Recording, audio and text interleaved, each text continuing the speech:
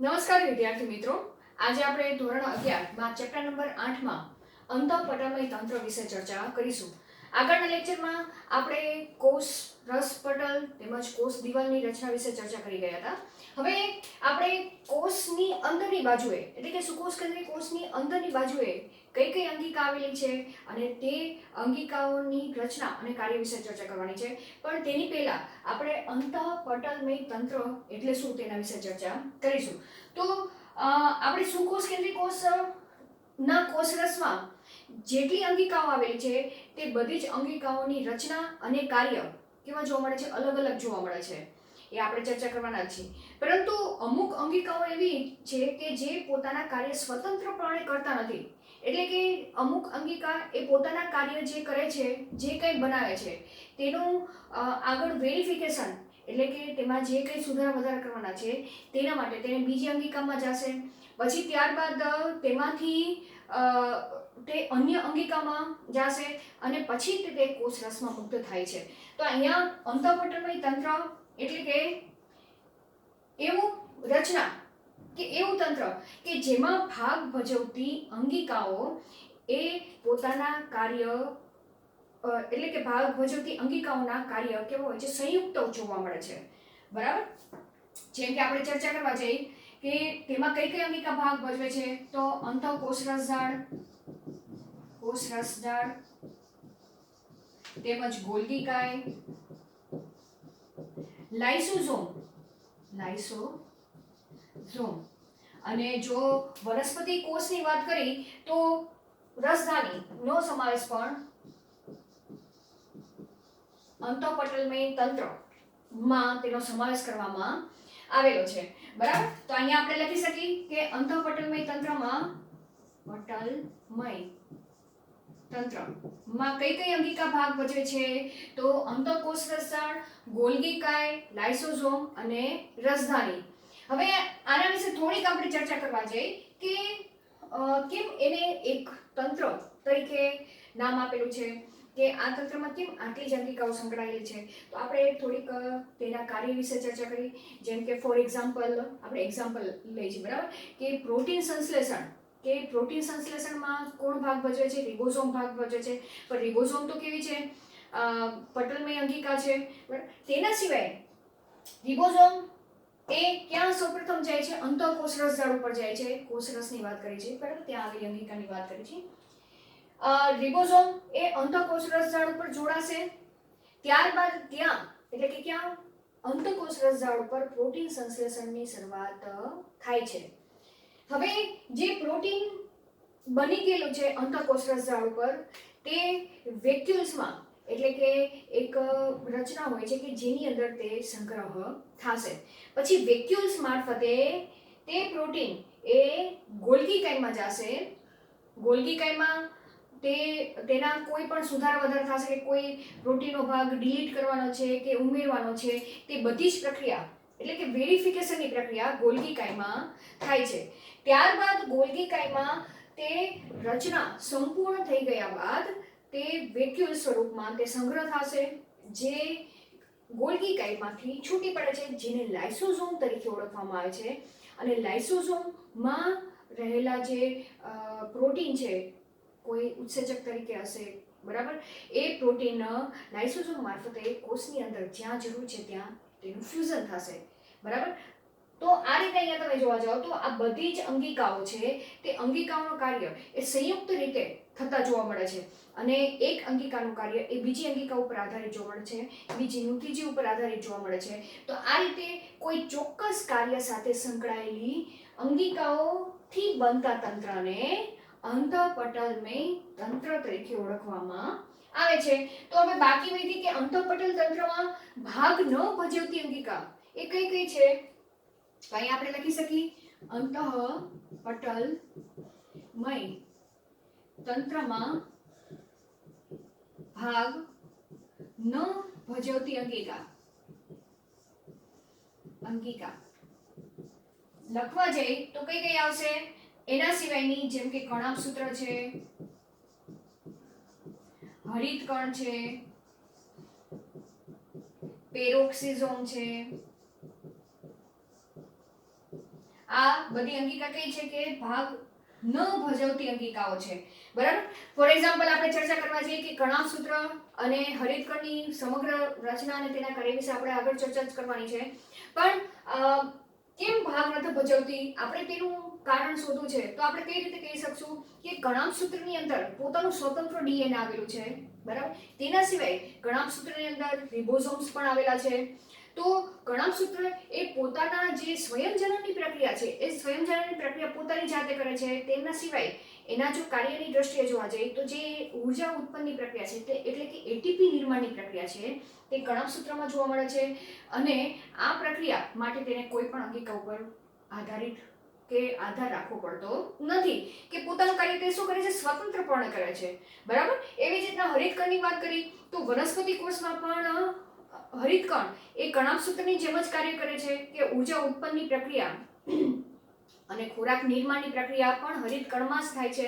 અને તેના માટે તેને કોઈ પણ અંગિકા ઉપર આધારિત રહેવું પડતું નથી કે પોતાનું કાર્ય સ્વતંત્ર કરે છે. તેથી અંતઃપટલવી તંત્રમાં ભાગ ન ભજવતી અંગિકા કેવી હશે કે જે અંગિકાઓ પોતાના કાર્ય સ્વતંત્ર કરતા હોય છે અને તેના માટે તે કોઈ ઉપર આધારિત જોવા મળતા નથી. તો તેવી અંગિકા એ અંતઃપટલ તંત્રનો ભાગ હોતો નથી. તો અહીંયા આપણે એક વ્યાખ્યા ચર્ચા કરી નાખી કે અંતઃપટલવી તંત્ર એટલે શું અને તેમાં ભાગ ભજવતી અંગિકા કઈ કઈ છે અને ભાગ ન ભજવતી અંગિકા કઈ કઈ છે તે ચર્ચા કરી ગયા. હવે આપણે સૌથી પહેલા અંતઃપટલમય તંત્રમાં ભાગ ભજવતી અંગિકાઓ ના આપણે રચના અને કાર્ય વિશે ચર્ચા કરીશું. તો સૌથી પહેલા આપણે અંતઃકોષ રસ ઝાડ વિશે ચર્ચા કરી. અંતઃકોષ રસ ઝાડ. હવે નામ ઉપરથી તમને ખબર પડી જાય છે કે અંતઃ કોષ રસ અને ઝાડ આપણે સંધિ છૂટી પાડવી તો આ રીતે થશે, બરાબર. અંતઃ એટલે અંદર, પણ કોની અંદરની બાજુએ, કોષ રસમાં અંદરની બાજુએ ઝાડાની માફક ફેલાયેલી રચનાને અંતઃકોષ રસ ઝાડ તરીકે ઓળખવામાં આવે છે. ઇંગ્લિશમાં તેને લખવું હોય તો કઈ રીતે લખશું? Endoplasmic reticulum. એન્ડોપ્લાઝમિક રેટિક્યુલમ તરીકે ઓળખવામાં આવે છે, બરાબર. શોર્ટમાં લખવું હોય તો ER તરીકે લખવામાં આવે છે, બરાબર. આ તમારે શોર્ટ ફોર્મ યાદ રાખવા પડશે. તો હવે રચના વિશે આપણે ચર્ચા કરવા જઈએ તો અંતઃકોષ રસ ઝાડની રચના એ માઇક્રોસ્કોપની અભ્યાસ ઉપરથી જોવા જઈએ તો માઇક્રોસ્કોપિક અભ્યાસ ઉપરથી, બરાબર. માઇક્રોસ્કોપિક અભ્યાસ પરથી જોવા જઈએ તો કોષ રસમાં ઝાડાની માફક ફેલાયેલી રચના, બરાબર. આ રીતે આપણે લખી શકશું ફેલાયેલી રચના. સુકોષ કેન્દ્રીય કોષની વાત કરી છે આપણે, બરાબર. હવે વાત કરી કે રચનાની વાત કરી, પણ અહીંયા એક્સેપ્શનમાં જોવા જઈએ કે બધા સુકોષ કેન્દ્રીય કોષમાં એન્ડોપ્લાઝમિક રેટિક્યુલમની હાજરી છે, પણ જે માનવ કોષ કે માનવ રક્તકણ છે, બરાબર. અહીંયા આપણે લખી શકીએ કે પરંતુ માનવ રક્તકણમાં ER, આપણે હું ER લખું છું, બરાબર. ER ની શું હોય છે? ગેરહાજરી જોવા મળે છે. આવું MCQ માં તમને પૂછી શકે. હવે તેની આપણે રચના વિશે ચર્ચા કરી કે કેવી રચના જોવા મળે છે. તો અહીંયા રચના જોવા જઈએ તો કોષરસની અંદર અંતઃકોષ રસ ઝાડ એ નલિકામય રચના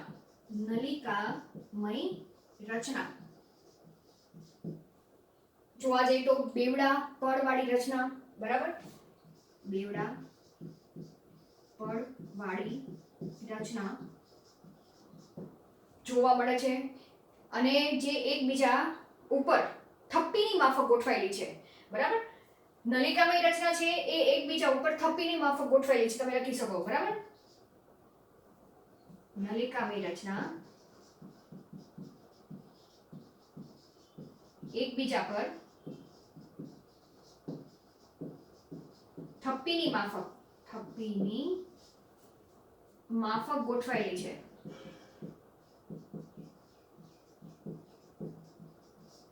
ક્યાંથી ક્યાં સુધી એનું સ્થાન પણ તમે લખી શકો. એ સ્થાન આપણે અલગથી પોઈન્ટ પાડશું, બરાબર. તો આવી જે નલિકામય રચના છે તેને સિસ્ટરની તરીકે ઓળખવામાં આવે છે. કેવી રચના છે કે નલિકામય રચના હોય, બેવડા પડવાળી રચના હોય, એકબીજા ઉપર થપ્પીની માફક ગોઠવાયેલી રચના હોય, તો તેવી રચનાને સિસ્ટરની તરીકે ઓળખવામાં આવે છે. તો અહીં તમે લખી શકો સિસ્ટરની વ્યાખ્યા આ જ છે, બરાબર. તો આવી રચનાને શું કહે છે? સિસ્ટરની કહે છે. સિસ્ટરની કહે છે, બરાબર. તો સિસ્ટરની વ્યાખ્યા તમે આ રીતે લખી શકો. હવે તેનું સ્થાન આપણે જોવા જઈએ તો ER નું સ્થાન ક્યાં આવેલું છે? આપણે આ ER ની રચના લખી છે, બરાબર. એવી જ રીતના ER નું સ્થાન લખવા જાય તો કોષ કેન્દ્ર પટલ થી કોષ રસ પટલ સુધી ફેલાયેલી છે, બરાબર. ખ્યાલ આવી ગયો? શબ્દ શું વાપરેલો છે? કોષ કેન્દ્ર પટલ થી લઈને કોષ રસ પટલ સુધી ફેલાયેલી રચના છે. જેમ કે આપણે જો આકૃતિ કરવા જઈએ તો આ કોષ છે, બરાબર. આ કોષ રસ પટલ છે, કોષ રસ પટલ. એવી જ રીતના આ કોષ કેન્દ્ર છે, બરાબર. અને આ કોષ કેન્દ્ર પટલ છે, કેન્દ્ર પટલ. અહીંયા તમે જોવા જાઓ તો આ રીતે નલિકામય રચના ફેલાયેલી જોવા મળે છે, જે ક્યાંથી ચાલુ થાય છે? કોષ કેન્દ્ર પટલથી લઈને કોષ રસ પટલ સુધી લંબાયેલી જોવા મળે છે. હવે આ જે અંતઃકોષરસ ઝાડ છે એ અંતઃકોષરસ ઝાડ બે પ્રકારની જોવા મળે છે કે તેની રચનાની દ્રષ્ટિએ જોવા જઈએ તો અમુક જગ્યાએ કે અંતઃકોષરસ ઝાડ છે તેની અમુક જગ્યાએ કણિકામય રચના જોવા મળે છે, અમુક જગ્યા અમુક સપાટી તે કણિકા વિહીન જોવા મળે છે, બરાબર. તો અહીંયા ખાસ કરીને રિબોઝોમની હાજરી અને ગેરહાજરીને આધારે અંતઃકોષરસ ઝાડ જે છે આખી રચના છે એમાં તમને બે સ્પષ્ટ અલગ અલગ ભાગો જોવા મળશે. તો અહીંયા આપણે લખી શકીએ કે રિબોઝોમ્સ ની હાજરીને આધારે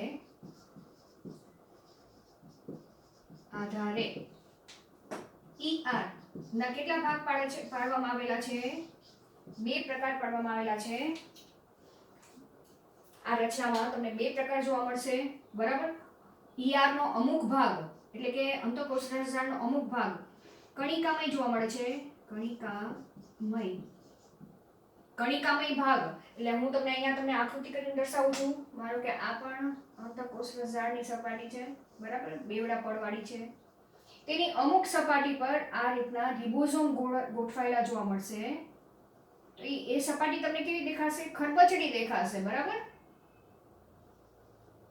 દેખાય જાય? મેં તમને ટપકા કરીને દર્શાવેલું છે આ રીતે.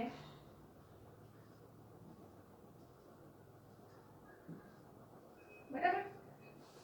તો ER નો એટલો ભાગ કેવો કહેવાશે? કણિકામય અંતઃકોષરસ ઝાડ, બરાબર. કણિકામય ભાગ. અને જો ઇંગ્લિશમાં લખવું હોય તો કઈ રીતે લખશું?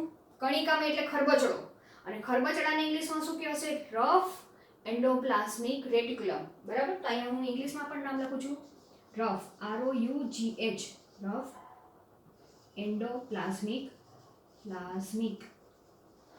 રેટિક્યુલમ,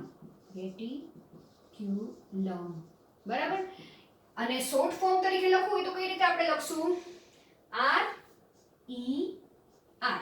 બરાબર. શું લખશું આપણે? RER. કણિકામય ભાગ ઉપર શું આવેલું જોવા મળે છે? રિબોઝોમ હાજર જોવા મળે છે. તો અહીં લખી નાખો કણિકામય ભાગ ઉપર રિબોઝોમ્સની હાજરી જોવા મળે છે. હવે વાત આવી કે રિબોઝોમ જ્યાં આવે તમારે એનું ફંક્શન યાદ રાખવાનું છે કે રિબોઝોમ એ પ્રોટીન સંશ્લેષણનો મહત્વનો ભાગ ભજવે છે. તો પ્રોટીન નિર્માણની પ્રક્રિયા એ રફ એન્ડોપ્લાઝમિક રેટિક્યુલમમાં જોવા મળે છે. તમારે આ યાદ રાખવાનું છે, બરાબર. તો તમારે કાર્ય પણ આની સાથે સાથે લખી નાખો કે કણિકામય ER નો કણિકામય ભાગ જે છે, બરાબર, તેનું કાર્ય પ્રોટીન સંશ્લેષણમાં, પ્રોટીન નિર્માણમાં શું કરે છે? ભાગ ભજવે છે. ખ્યાલ આવ્યો? હવે વાત આવી કે જે ભાગ મેં તમને અહીંયા કેવું દર્શાવેલો છે કે જ્યાં તમને રિબોસોમ જોડાયેલા નથી તો અંતકોષ રસજાળની એ ભાગ તમને સ્મૂથ જોવા મળશે કે લીસો જોવા મળશે. બરાબર? તો એ ભાગને આપણે શું કહીશું? કણિકા વિહીન અંતકોષ રસજાળનો ભાગ આપણે કહીશું. બરાબર? તો અહીંયા આપણે બીજો પ્રકાર પાડી દઈએ, કણિકા વિહીન અંતકોષ રસજાળ. અંતકોષ રસજાળ. બરાબર? એની સપાટી તમને લીસી દેખાશે તો લીસન આપણે શું કહીશું? સ્મૂથ એન્ડોપ્લાઝમિક રેટિક્યુલમ કહી શકશું. બરાબર? તો અહીંયા લખી નાખો તેનું ઇંગ્લિશ નામ, smooth endoplasmic reticulum. Short form તરીકે લખો એ તો SER તરીકે ઓળખવામાં આવે છે. શું કહીશું? SER, સ્મૂથ એન્ડોપ્લાઝમિક રેટિક્યુલમ અથવા તો કણિકા વિહીન, જેની ઉપર અહીંયા તમે લખી નાખો રિબોસોમ્સ હોતા નથી. રિબોસોમ્સ કેવા હોય છે? ગેરહાજર હોય છે. તો અહીંયા તમે સ્થાન દર્શાવી દો. આ જ્યાં મેં રિબોસોમ દર્શાવેલું નથી તે કયું છે? SER છે. અને જ્યાં મેં રિબોસોમ દર્શાવેલા છે તે કઈ છે? RER, rough endoplasmic reticulum. હવે એ જગ્યાએ એટલે કે જ્યાં રિબોસોમ જોડાયેલા નથી અંતકોષ રસજાળની જે સપાટી પર, એ ભાગ શું મહત્વનો છે? ત્યાં શું બને છે? તો આપણે લખી શકીએ જેમ પ્રોટીન એ ક્યાં બને છે? RER માં બને છે. તો એવી રીતના ACR માં એટલે કે જ્યાં રિબોસોમ જોડાયેલા નથી ત્યાં લિપિડ સંશ્લેષણની પ્રક્રિયા જોવા મળે છે. શું થાય છે ત્યાં? લિપિડ સંશ્લેષણ જોવા મળે છે. ક્યાં? ACR ના ભાગમાં. એટલે લિપિડ સંશ્લેષણ, એવી જ રીતના જે સ્ટીરોઇડ અંતઃસ્રાવો છે એ સ્ટીરોઇડ અંતઃસ્રાવો પણ અહીંયા ક્યાં બને છે? અહીંયા લખ્યું, હું અહીંયા કાર્ય લખું છું આનું. બરાબર? સ્ટીરોઇડ અંતઃસ્રાવો નિર્માણ પામે છે. બરાબર? ACR ઉપર. તો અહીંયા આપણે થોડોક ચર્ચા કરી કે પ્રોટીન નિર્માણની પ્રક્રિયા ક્યાં થાય છે? RER માં થાય છે. જે લિપિડ અંતઃસ્રાવો છે, લિપિડ અંતઃસ્રાવો તેમજ લિપિડના નિર્માણની પ્રક્રિયા એ ACR ઉપર જોવા મળે છે. ત્યારબાદ ત્યાં જે પ્રોટીન અને લિપિડ બની ગયા બાદ ત્યાં વેક્યુલ્સ, અહીંયા આ રીતે વેક્યુલ્સ આવેલા હોય છે. બરાબર? એ વેક્યુલ્સમાં તે સંગ્રહ થાય છે. બરાબર? અને ત્યાંથી એ પ્રોટીન અને લિપિડ વેરિફિકેશન માટે ગોલ્જી એપરેટસમાં એટલે કે ગોલ્ગી બોડીમાં તે સ્થળાંતર થાય છે. બરાબર? તો અહીંયા આપણે અંતકોષ રસજાળની રચના અને તેના સામાન્ય કાર્ય વિશે આપણે ચર્ચા કરી ગયા. બરાબર? તમારે 2 પોઈન્ટ ખાસ યાદ રાખવાના છે.